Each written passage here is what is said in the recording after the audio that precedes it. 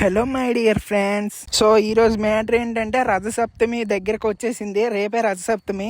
So ఈ రోజు temple దగ్గర అయితే ఎలా ఉందో మొత్తం చూపిస్తున్నాను చూడండి. మొత్తం రెడీ చేస్తారు ఫెస్టివల్ కి. ఈ రోజు ఈవినింగ్ నుంచి ఇంకా స్టార్ట్ అవుతుంది.